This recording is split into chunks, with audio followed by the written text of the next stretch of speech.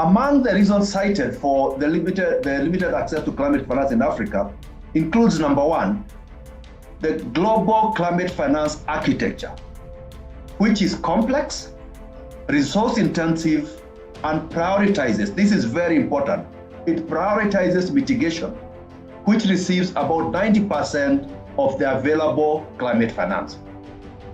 In contrast, adaptation and resilience, which, considering the worsening climate change impacts on Africa, and indeed in developing countries, which is the primary concern, only accounts for 10%. Secondly, we have weak absorption and limited implementation capacity among governments, which leads to inability to develop bankable adaptation and mitigation projects.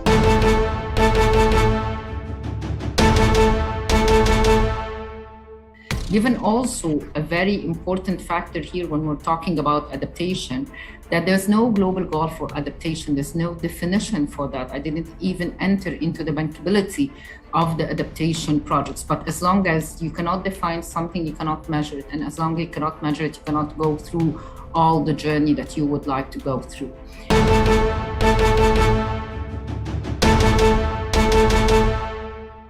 If you really want to leverage as catalytic capital provision by GCF, every single channel of capital available, including the public side, then not only GCF, but all other blended finance facilities, it really would be great to scale up the contributions as catalytic capital that blended finance facilities can make to mobilize the private sector.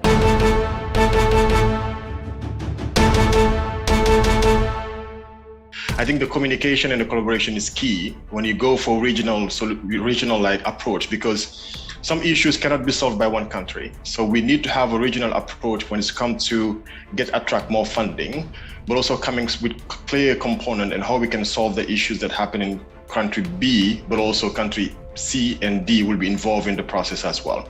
So that collaborative after is quite important, and that require a political conversation and also implicating the regional community organization.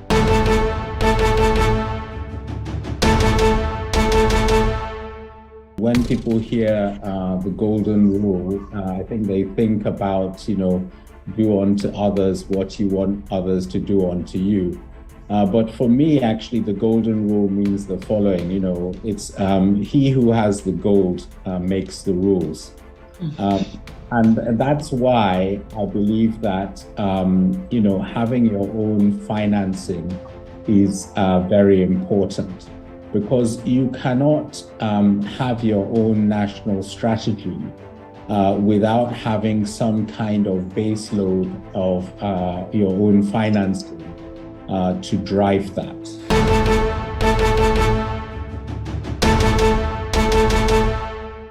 Our biggest goal is to make the unbankable bankable. How to make the shift from the informal economy where they are currently encased into a formal economy, and therefore have access to many more tools and many more products that will be out there.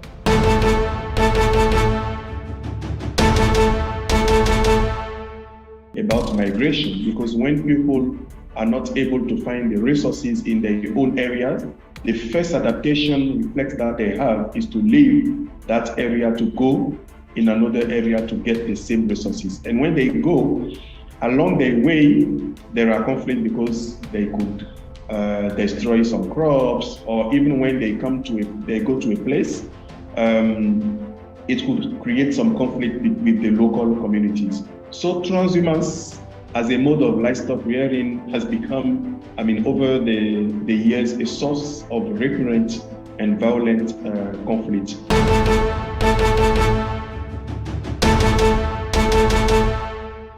The issue here is a time frame for all of us in Africa and in the world. What we are going to do, but when?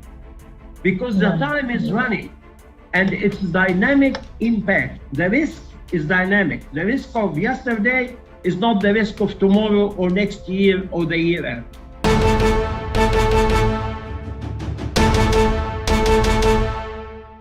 We'd seen in that period of time from 1990 to 2010, so a 20-year period of time, roughly 20 million youth entering an oversaturated workforce, triggering youth unemployment to spike over 60%. Now, from 2010 to 2030, now looking forward 20 years, the expected number of youth entering that same oversaturated workforce was 4 times. That's 18 million people in Nigeria alone. Put that in context, that's the population of Germany. And so what motivated us was recognition that if 20 million folks created Boko Haram, Niger Delta crisis, and the banditry crisis, what would 4 times that number do?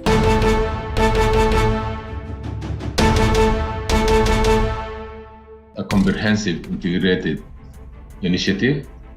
We have like 7 pillars: the natural resources, the environment management, market access, trade and financial services, enhanced production and livelihood diversification, disaster risk management, research, knowledge management and technology transfer, peace building, conflict prevention and resolution, coordination and institutional strengthening and partnership.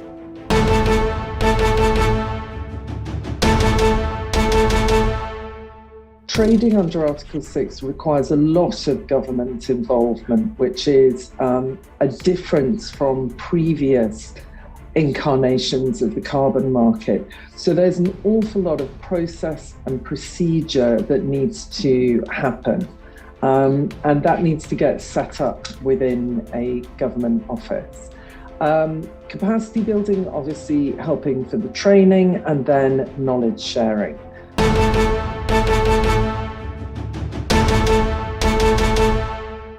With regard to Article 6 readiness that you need to have on a government level, but of course also involving other stakeholders, it's very important that there are 3 targeted areas. So first, that you first have a policy, an Article 6 strategy, which is actually vetted by all the country's stakeholders and institutions.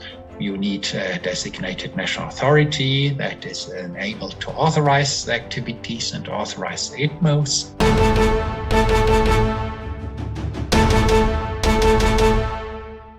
And we came up with an idea that it's the first fund of its kind for generating carbon offsets or carbon emissions. The investors will receive carbon offsets, which they can either claim to meet their obligation or trade against a monetary value in open markets. The carbon offsets allow organizations to achieve net zero emissions by offsetting emissions that they can reduce by other means. The fund will aim to invest in projects in Egypt, and as such, all carbon offsets will be made in Egypt. Of course, it can be replicated again in Africa, in any other country.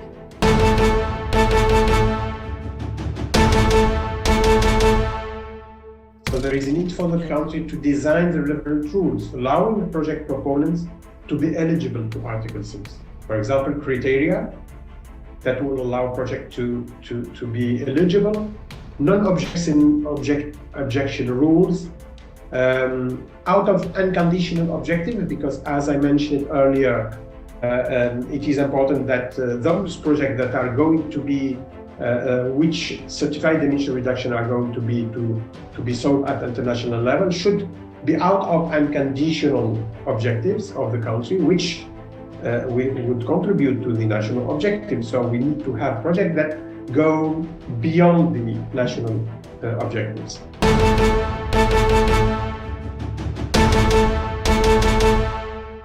We need something to figure out what is happening. And to figure out what's happening, we need a satellite to go around the whole Earth, but dedicated to take pictures of the African continent. We have many specialists in the African continent of the remote sensing and all kinds of space images and map making and all of that, but we're not using them. And the one country is not helping the other one. But if we have a satellite that is paid for and managed and controlled by all African nations, then we can utilize all of its material throughout the continent for the betterment of its people, to develop economic ideas, to make connections between them, to make routes for buying and selling products, to make routes for buying and selling things from Europe, and that kind of thing.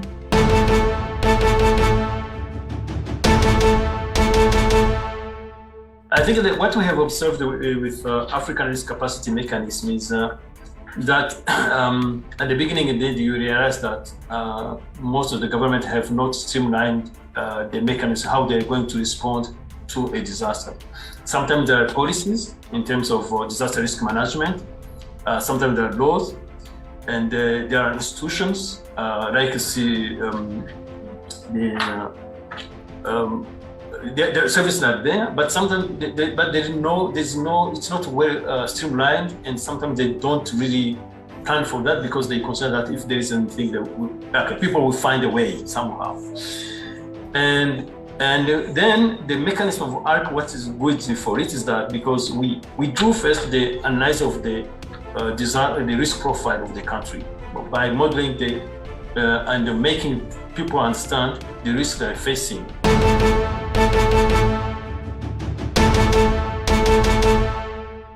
Africa is diverse. It's not only a single country. There are different countries. There are also different communities and localities with various levels of capacity, and which are also being impacted differently by climate change. So in that regard, the approach that is taken is not kind of like a one size kind of fit all, but it has to take on board those differential impacts, and the differences also come with the level of development, which also necessitates the capacity and adaptive capacity of the various countries.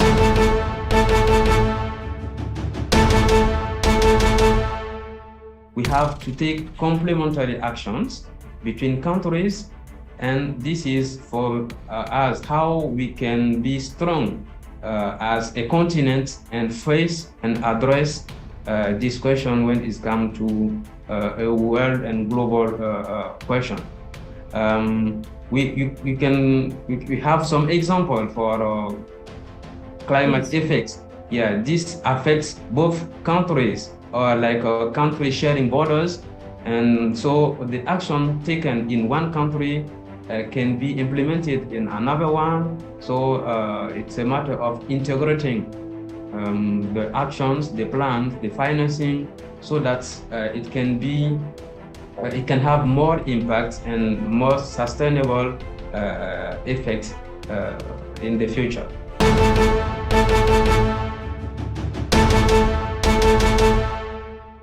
There is a strong awareness, there's also a strong frustration of not being part of the conversation on creating policies that make sense.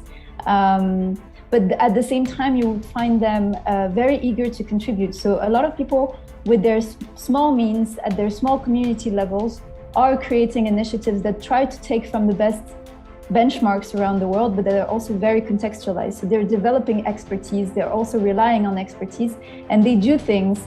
Now, they also are aware of the need for support. And I feel like some people are also understanding that whatever they're doing at their small scale is also something happening at the regional level, at the Pan-African level.